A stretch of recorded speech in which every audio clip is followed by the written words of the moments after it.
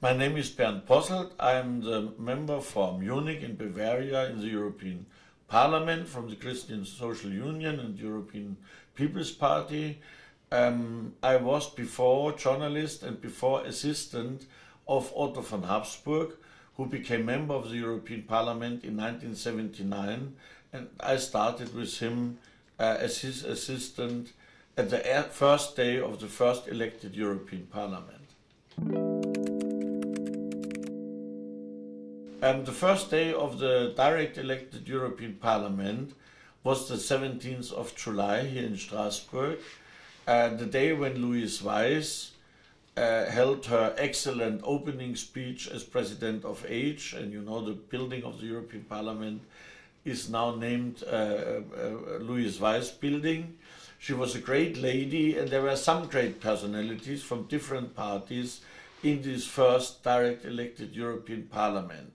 And when I arrived with Otto von Habsburg here, Otto von Habsburg was told by some German colleagues and some colleagues from his group, there will come a radical from Italy, Mr. Pannella, and we should not speak with him. We should boycott him. It is not good to speak with such a strange personality. And Otto von Habsburg said to me, now you have to learn your first lesson. The first what I will do is to greet Mr. Pannella here at the entrance of the European Parliament. And we waited at the entrance. Mr. Pannella came. Otto von Habsburg greeted him. Pannella was in the first moment friendly with Otto von Habsburg. Otto von Habsburg with Pannella. They didn't know each other, and they became very close friends.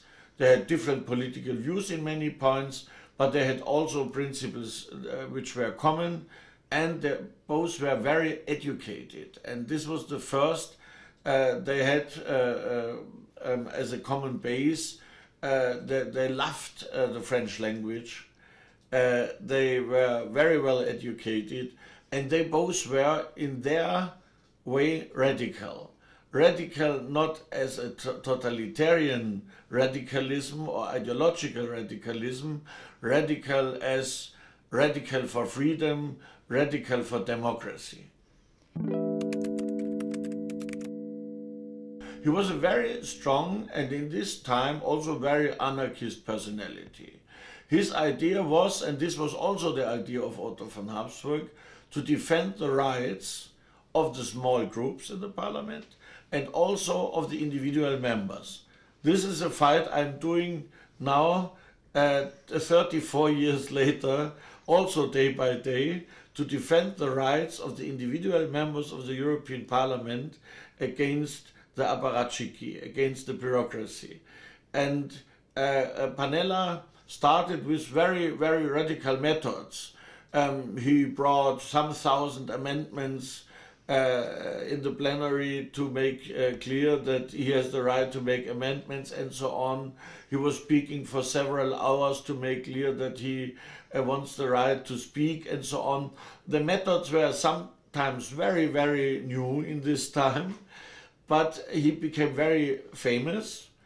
And in the first time, the establishment was very angry about him, but then most of the members saw he's a man who is a real European, a convinced Democrat, and he's fighting for minorities, for individuals, and for human rights. They developed very good, they were friends till the death of Otto von Habsburg. I remember very well, for example, when there were prisoners from Ireland in British prisons, and they made a hunger strike.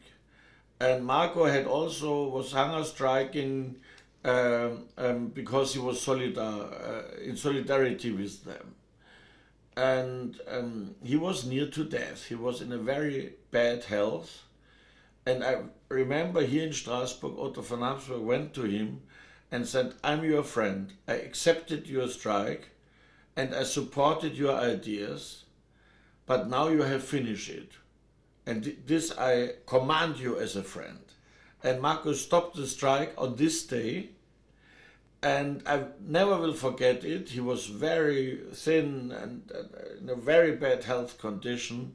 And then Otto von Habsburg went with him into the restaurant where the buffet is in the Winston Churchill, and all the people there were applauding to Marco that he stopped his strike and didn't die, because this was a real, very dangerous situation. So they had a very personal relation, but also a political relation. They had different views on many things, but they fought for human rights and also for the rights of minorities, of small peoples, for example, for the rights of the peoples behind the Iron Curtain. And this time we had the Iron Curtain, and it was the main idea of Otto von Habsburg from the beginning in 1979 to fight for the deletion of the Iron Curtain and against the division of Europe and for the freedom of the peoples behind the Iron Curtain. And he wasn't supported by so many, because they said he must be crazy, because this is against reality. These peoples will never be free, and the Iron Curtain will stay for all times. And one of those who shared his ideas, to be frank, who were crazy enough to share his crazy ideas, to fight against the Iron Curtain, was Marco Pannella, because he had also this prophetic view like Otto von Habsburg. They found a common field on this base: human rights, fighting against division of Europe, fighting against totalitarianism, fighting for minorities, fighting for self-determination of peoples, also of small peoples. These were their common base.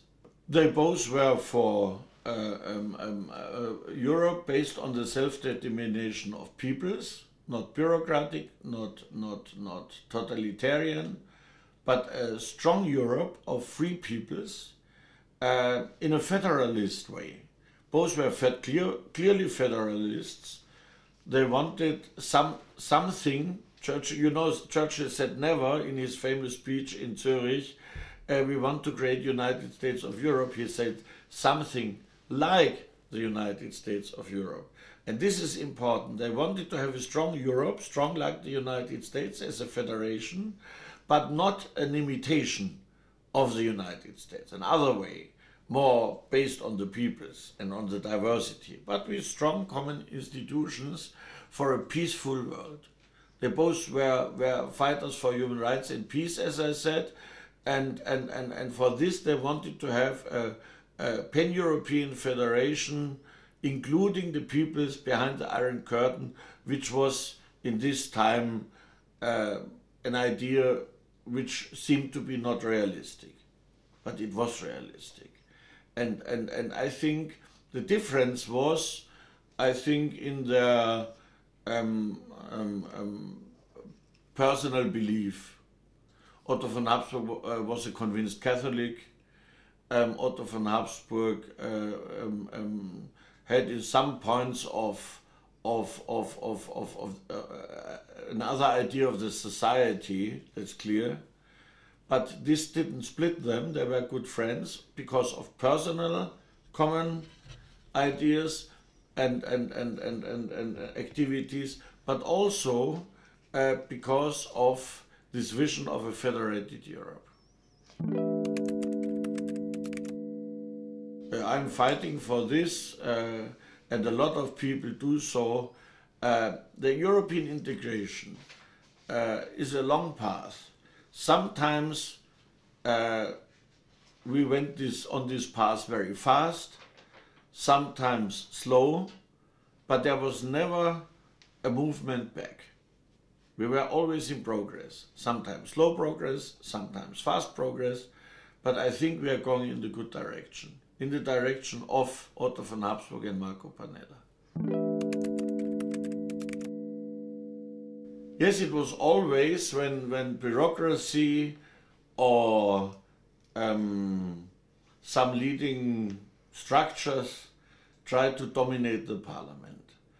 They both discussed about many things, had different opinions, but they tolerated every opinion, not totalitarian opinions, but every democratic opinion. But both became very sharp and very intolerant when somebody tried to oppress the parliament, the free will of the parliamentarian. They were fighting for the rights of the peoples to elect their parliamentarians and for the right of the parliamentarians against repressive structures. Marco came from the left, Otto von Habsburg came from the conservative side as the son of an emperor, but both were convinced parliamentarians, and this was their life. Always when Marco Pannella was attacked in an unfair way, from the right side, from the conservative side in the parliament, Otto von Habsburg, as a member of the European People's Party, defended him very strong. And if Otto von Habsburg was attacked from the left side, Marco Pannella defended him. This was always, and they, also in cases where they didn't absolutely not agree. But the freedom of conviction, of opinion, this was holy for them.